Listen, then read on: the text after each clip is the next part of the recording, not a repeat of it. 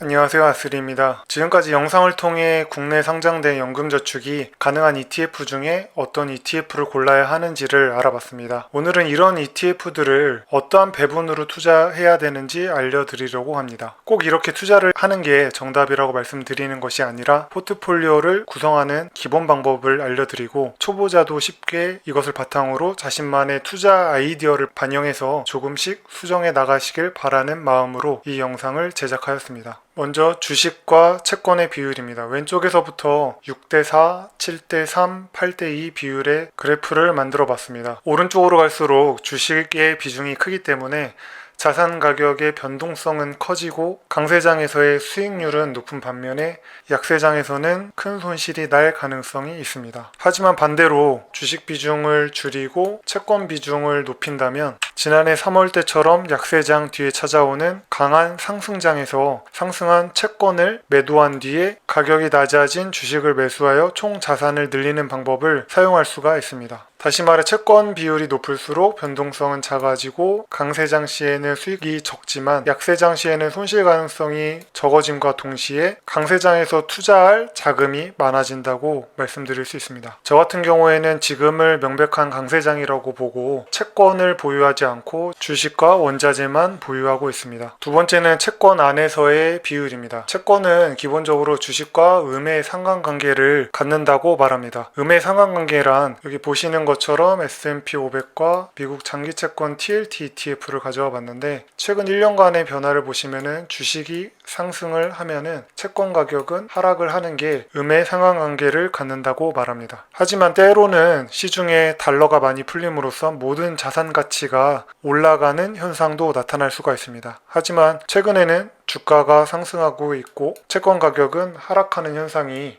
두드러지게 나타나고 있습니다. 연금저축에서 투자할 만한 채권 ETF는 코덱스 미국채 울트라 30년 선물 환해지 그리고 타이거 미국채 10년 선물 두 가지가 있습니다. 두 가지 ETF 모두 다른 상황에서 강점을 가지게 되는데요. 코덱스 미국채 울트라 30년 선물 같은 경우에는 장기 채권인 만큼 변동성이 크고 미국 경제 위기 시에 큰 수익을 낼 수가 있습니다. 반면에 타이거 미국채 10년 선물 같은 경우에는 장기채에 비해서 변동성이 작은 대신에 환 노출 상품이므로 한국 경제만의 이제 단독 위기 시에 환차익을 얻을 수가 있습니다. 채권을 보통 안전자산이라고 많이 말씀들을 하시는데 단기 채권의 경우에는 변동성이 작기 때문에 안전자산이라고도 볼 수 있겠지만 30년 가치 장기 채권인 경우에는 주식에 비할 바는 아니지만 그래도 변동성이 꽤 큰 편이거든요.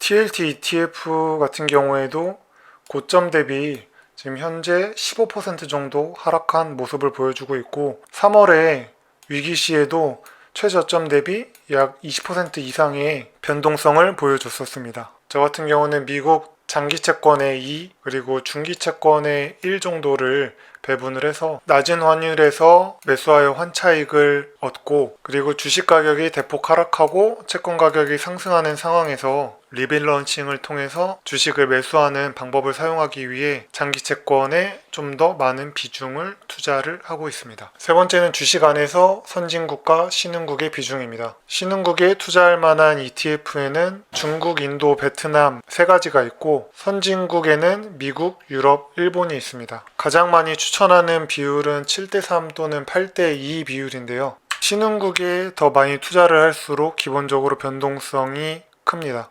기존에는 신흥국 투자가 하이 리스크, 하이 리턴이고 선진국 투자가 로우 리스크, 로우 리턴이라고 많이 말을 했는데 요즘 미국 시장을 보면은 그것도 아닌 것 같습니다. 하지만 명심하셔야 될 것이 어디가 수익률이 좋을지는 그 누구도 예상을 할 수가 없기 때문에 적절한 국가 분산이 반드시 필요합니다. 저는 신흥국 3개국은 비슷한 비중으로 투자를 하고 있고 선진국 같은 경우에는 미국을 가장 높은 비중으로 가져가고 있습니다. 그럼 지금까지 주식과 채권의 비중에 대해서 알아봤고 다음은 원자재 비중을 넣어 보겠습니다. 저는 원자재 비중을 올웨더 포트폴리오와 같은 7.5%로 반영을 했습니다. 금 투자 같은 경우에는 연금저축에서 ETF로 하셔도 되지만 KRX로 투자를 하시는 게 더 좋기 때문에 이 포트폴리오에서는 금 투자는 제외하도록 하겠습니다. 그럼 주식과 채권, 원자재가 포함된 포트폴리오를 만들어 봤는데요. 주식의 경우에는 경기 상승 시기에 상승을 하고 채권은 경기 둔화 시기에 상승을 합니다. 그리고 원자재는 물가 상승 시기에 상승을 하는데 저는 지금을 경기 상승과 물가 상승이 동시에 이루어지는 시기로 보았습니다. 앞으로 경기가 코로나 위기에 대비해서 기업의 실적이 계속 좋아질 것이 기대가 되고 그리고 풀린 유동성으로 인해서 물가 상승이 계속 이루어지기 때문에 그래서 주식과 원자재에